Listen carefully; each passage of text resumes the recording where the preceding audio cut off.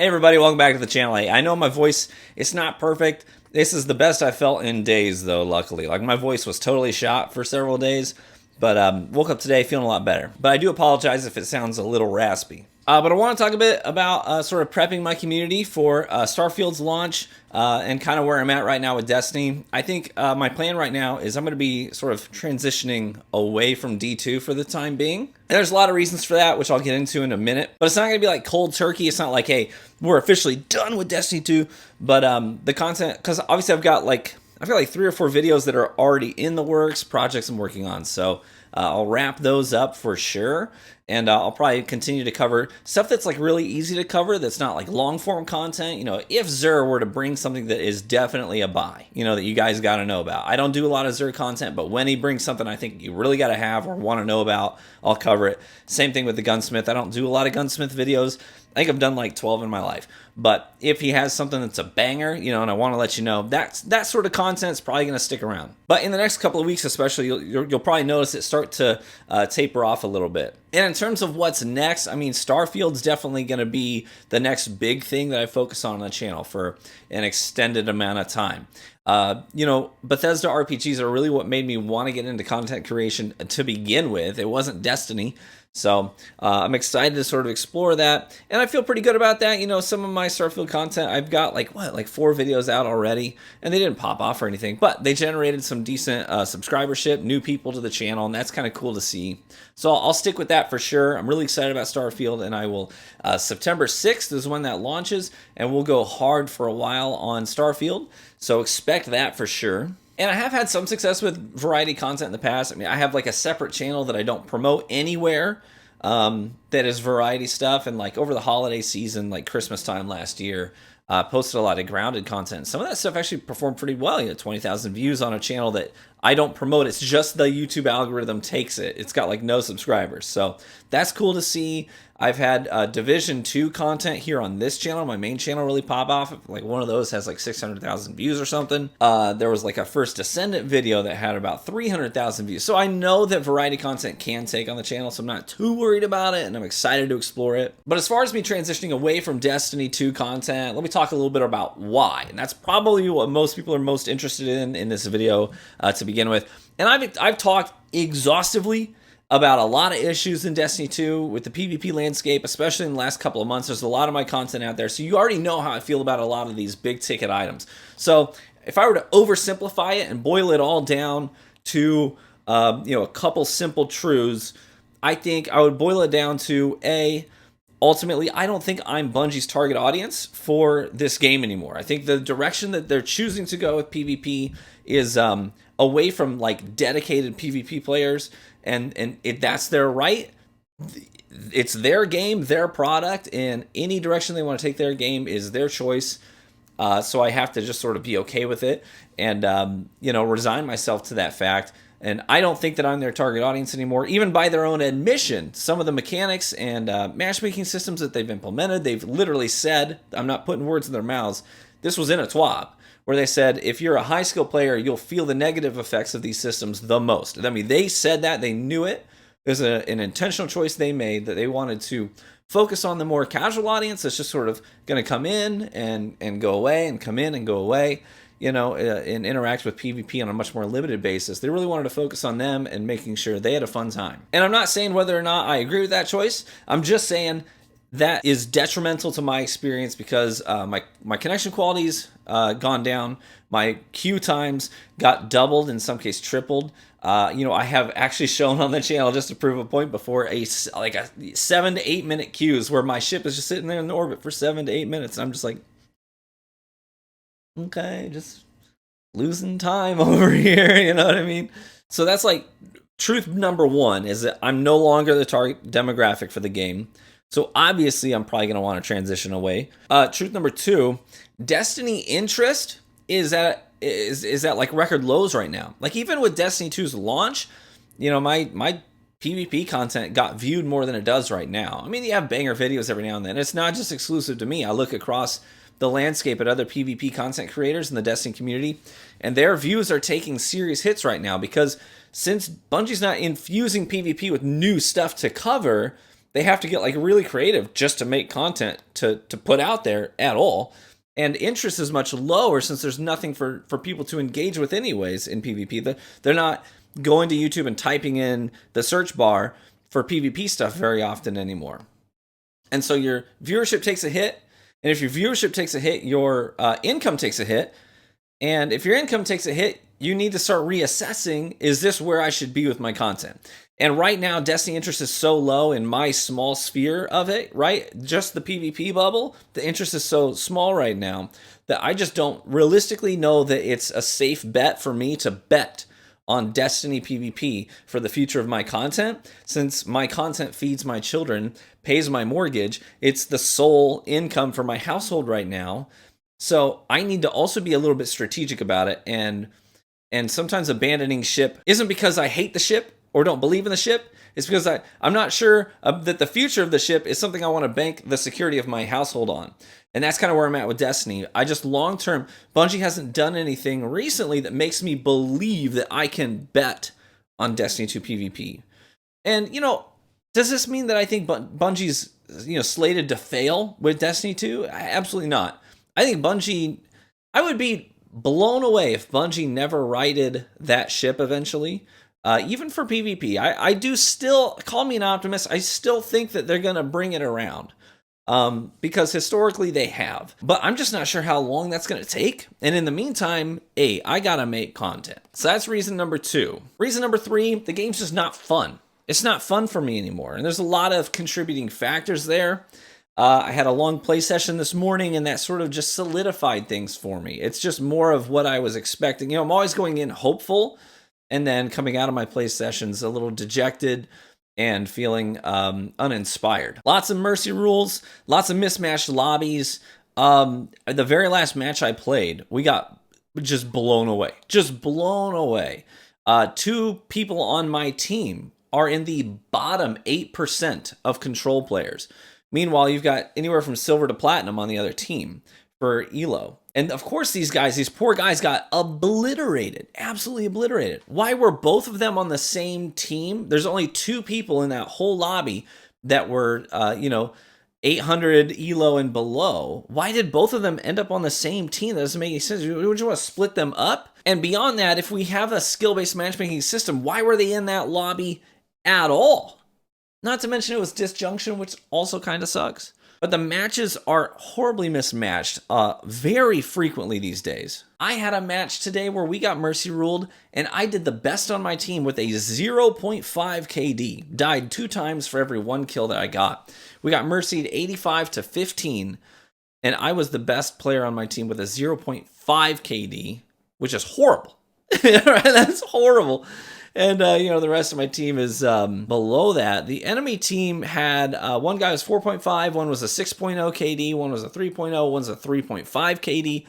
Just completely, you look at that and you're like, how did the game ever think that this was going to work any other way than it did? But things used to be much more fast-paced and chaotic in nature in PvP. I mean, people used to pop off. Whether it was me or another guy, it didn't matter, but usually there was somebody who was like 35 kills, 40 kills, sometimes 50 plus kills. Just frags out, has the game of his life, you know what I mean? And there's a combination of factors there. One is variable skill levels in a lobby, I think, leads to more dynamic matches. Also, the sandboxes back then allowed for things like that. The sandbox we have right now is pretty one-dimensional. It honestly is pretty one-dimensional. We've been in it for a long time. So that makes things even more boring and even more predictable too. Nowadays, that stuff doesn't happen. If you're popping off nowadays in a control match, that means you got 28 kills. And you're like, dude, baby, I was fragging. You know what I'm saying? The maps nowadays are also, in my opinion, I think they tend to play slower. We don't have as many chaotic matches anymore because we have fewer chaotic maps that come up in the rotation. We used to be playing on Retribution. Cauldron and Anomaly were in the control rotation as well. And so every now and then you had that dichotomy of you had a bigger map, but then you'd go to a small map, bigger map, small map. And so that kept things getting mixed up a bit. Right now, those smaller chaotic maps, they come up so infrequently, and we know that Bungie weights their maps in the rotation that's tailor-made. They don't all have an equal chance of showing up. So like today, I got Disjunction, I got Altar of Flame twice, I got Rusted Lands twice, I got Eternity once. It's just a ton of big maps with longer lanes and less fast-paced chaotic gunfights. And those are the things that I think, they lend themselves to much more engaging gameplay. It's just more fun when it's chaotic like that. It's more fun. And beyond that, PvP, obviously, this is a no-brainer. I think PvP needs more content if it's gonna survive and thrive. Needs more content. New maps regularly, new guns regularly, new armor regularly. And all of that got backslid. And again, this goes back to point number one. Bungie made a choice about the direction they were going to go. They had set up a precedent where originally, in a year, you'd get 3, 5, sometimes upwards of 7 brand new PvP maps in a year. And then we came down to 1 new PvP map in 3 years. So you understand how, without them communicating to us that that was going to happen, now you understand why the PvP community has been scratching their heads for so long. It's like, you didn't prep us for that. In fact, what they would say is the opposite. More's coming. Hey, stay tuned. Hey, we got exciting PvP stuff coming down the pipe. That's all we ever heard. And then so for them to change that standard so drastically overnight with no communication left a bad taste in a lot of players' mouths. So that's obviously a big part of it. So not having new maps. As far as new guns go, we used to have a pinnacle weapon. Then they downgraded it to a ritual weapon. And then they downgraded that again. And this goes overlooked a lot. It used to be when the ritual weapons first started coming out, there was one specifically for PvP. It was the Crucible ritual weapon. And then they downgraded us again and they said, you know what? No, PvP. So Shaxx and Gambit with the Drifter, your ritual weapons are just going to be the same as what Zavala's has. So you're just going to get a different ornament for yours. So then we got downgraded again. That took away a lot of incentive to play PvP. They tried to revitalize a little bit of that with Rose and the Mercurial, but the Mercurial is just not a great sniper in general. Rose was a great hand cannon, don't get me wrong, but they flopped on the delivery of the competitive playlist, so that sort of tarnished that as well. But outside of that, having full vendor refreshes isn't a thing that we've had recently for PvP either. And that includes armor sets. We've been sitting with the Cinder Pinion set forever now. So in my experience, if you want to jumpstart something, if you got something that's tapering off and dying, what you need is to jumpstart it with, overwhelm its system with a ton of energy, right? Take, for example, your car battery dies. What do? You jumpstart it, right? You got to hook it up to another car, another battery source of some kind to shock your battery to give it a ton of energy up front, because an object will tend to want to stay in its current state. So you need to overwhelm it with energy to change its state. So you shock that battery with a ton of energy so it can start back up, and then you unplug it and let it slowly recharge itself over time after you shocked its system. Same thing with a dying person. Their heartbeat stops. You don't just put a little bit of electricity into them. You get the defib out and you shock their heart with a ton of energy to boost it. That's where I think they need to be with PvP if they want to see it, get revitalized. Is right now they seem like they just want to trickle some stuff into it. They'll be okay, slowly over time, we're going to unvault a couple of maps here and there. We'll give you a brand new map maybe once a year. Emphasis on maybe. And the first one's going to be Disjunction, which isn't going to go over well.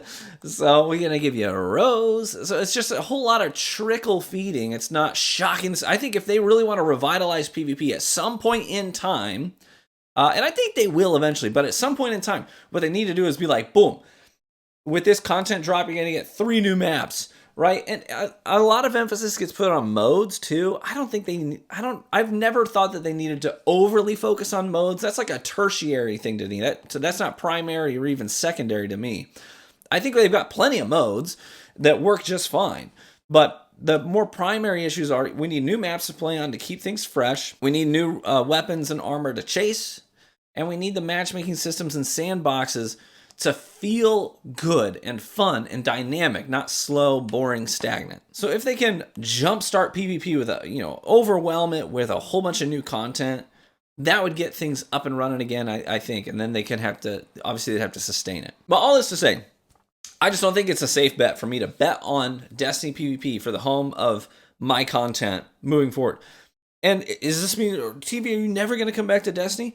Dude, I love Destiny. Don't get me wrong. I'm not doing this because I hate Destiny. In fact, I think there's probably going to come a day where they're going to do enough work to the Destiny PvP experience it's going to feel good again. I just don't know when that's going to be. And I've been waiting for years, and I'm just not sure it's a good play for me to continue waiting. So, if and when that happens, yeah, I'll probably be back. I'll probably cover more Destiny in the future, right? This isn't I quit. This is I don't think I can keep doing this right now video, right? So all this to say, I just wanted to sort of warm you up to this idea that I'm going to be transitioning slowly away from Destiny. It's not cold turkey. It'll be over the course of a few weeks as we start gearing up for the launch of Starfield and covering that exclusively. I don't know how long that'll last. Obviously, it's an RPG. There will be DLCs that come out as well. So hopefully, I know that I'll get at least a full month out of it. I'm hopeful that I can get maybe 3 months out of it. Would be pretty cool to me. But I will play it by ear. Thanks you so much for interacting with my content. I do really, really appreciate you guys. You guys are the reason why I've been able to do this for so long.